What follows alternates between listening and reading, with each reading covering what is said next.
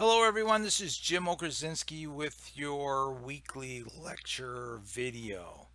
So, the usual pattern for the semester is that on the beginning of the week, I will provide a screencast video, is what I call it.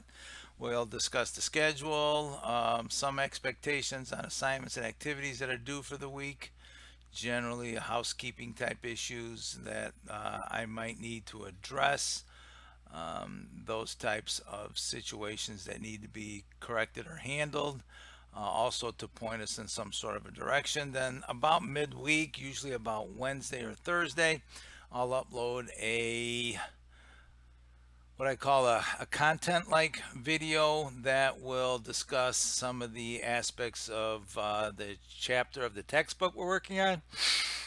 Also some of the assignments that we have, diving a little bit deeper into what's some of the writing strategies and tactics that we'll use to write the research paper.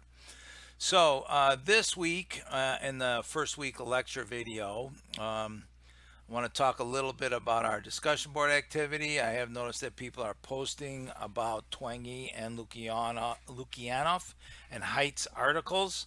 Two interesting reads that we have for our critical thinking essay. So you can find the PDFs here. Take for granted that everybody's been able to download these. I haven't heard of any issues when it comes to the PDFs. So, the critical thinking essay, I'm titling this, Are We Losing a Generation of Smartphones and Coddling? It's meant to be a critically thinking essay. So, as I say here, after reading and discussing Twenge and Lukianoff and Height's articles, write a 3 to 4 page, 1,000 word essay continuing the conversation about the current state of Generation Z and the hope for the future. Your essay should accomplish the following. So, straightforward structure here. I'm not looking for anything outside of this. Write a short summary capturing the main points of both articles. In fact, you can open this essay with the two short summaries, right? So you want to capture those. I say, integrating both of them into one good size paragraph, perhaps maybe even 2 paragraphs, and use those as the opening to your essay. I'm not looking for some winding abstract type introduction. Get right to it. All right, this is only 1,000 word essay. Respond to both articles and their arguments. Do you agree, disagree, and why? So I want you to respond. Tell me what you think.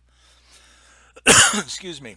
Put Twenge and Lukian of Height's articles in conversation with each other.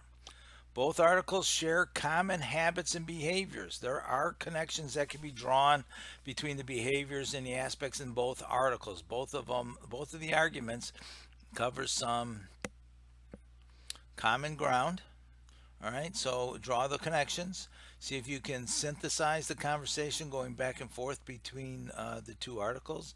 On the one hand, Twenge says this. On the other hand, Lukianoff and Haidt says this, and they both in many ways agree. That's how you put articles into conversation with each other. I should say authors, right? Review the discussion board posts for ideas and talking points. You can look at what everybody's posted, grab some ideas from the discussion boards. That's a great way to do a little research. I don't want you to plagiarize anybody's posts, but certainly some of the writings across the class and all the students could provide some talking points. It should be really an abundance of material to write about in this particular essay.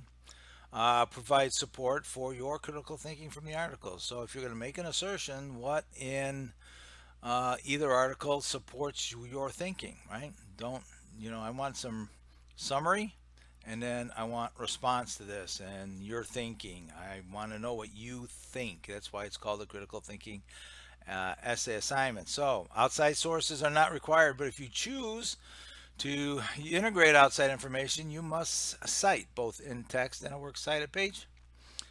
The critical thinking essay should follow MLA guidelines as stated in the syllabus. Now remember, this assignment is worth 200 points. It's 20% of your grade. We have a short 8-week class here, so we're going to really get to it. There are 3 major assignments. This is one of them. Your annotated bibliography is the next one, and then also the final research essay. So the idea here is for you to write about what you think that Twangy's message and Lukianoff and Height's message. I mean, it's kind of controversial thinking, and it all ties to the basic theme of the course. So as we move into, and I say here, it ties into the theme. Everyone really needs to take some time and read the course inquiry, the theme of the course. Okay. Our focus for topics this semester is the Gen Z generation, right?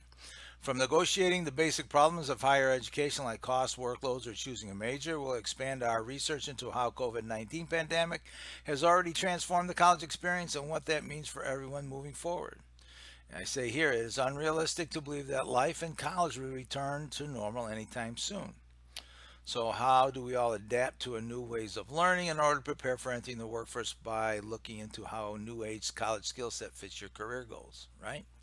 So in order to be successful in developing a growth mindset, prepare students for challenges of today, but combined with a degree enables students to survive a lifetime of change, right? So what we're going to do is this is the course theme. So whatever research topic you are looking into this semester, I'm going to ask you and pretty much demand that everybody looks at it through the lens of Generation Z or through the lens of Generation Z, right? How is it? So if you want to write something like like the ubiquitous global warming research topic, well, that's okay, but what does it mean for Gen Z? How do Gen Z look at look at global warming? How is it there are much more research topics out there and information, and it is really more appealing to Gen Z than other students, all right? Whether it's social media, don't tell me about how it's bad. Don't parrot what Twangy says. I don't want that type of a research topic, but since this is the first week and we're in the middle of it, start thinking about a possible research topic because we're going to move relatively quickly into the introduction and then we're moving into chapter one of the textbook. And what we're going to have then is the idea of preparing a proposal, and you're going to tell me what you're going to write about and what research topic that you wish to work with for the course of the 8 weeks. We're going to set one topic. I'm going to say this early and I'm going to say this often. We're going to set one topic, one research topic, and all the work that you do is pointing to that research topic, whatever it may be. Finding sources, doing the annotated, all of our activities will focus on reaching the end, which is the research essay that is due at the end of the a short 8 week semester. Okay, so will be our semester. Our course will focus on how Gen Z you interacts with the world. How do you see the world? So there are all sorts of interesting topics out there. So keep that in mind. Let me pull this down. Keep that in mind as you work through the 2 articles here in the discussion board posts, how you're going to put together this particular essay that'll be coming up. I believe it's due next week. So if you have any questions or issues, please contact me, but this is the focus. Let's get to the announcements of the discussion boards. Right, the discussion boards that'll be due. Some people already did. I think I've got about 4 or 5 posts in the Twangy and Lukianoff and Heights threads there. Everybody did a great job with the icebreaker. So at this point, I'm kind of rambling on. I'll end this lecture video. Once again, if you have any questions, send me an email. Look for the next week's screencast video about week 2 over the weekend. Thank you and good luck and stay safe out there.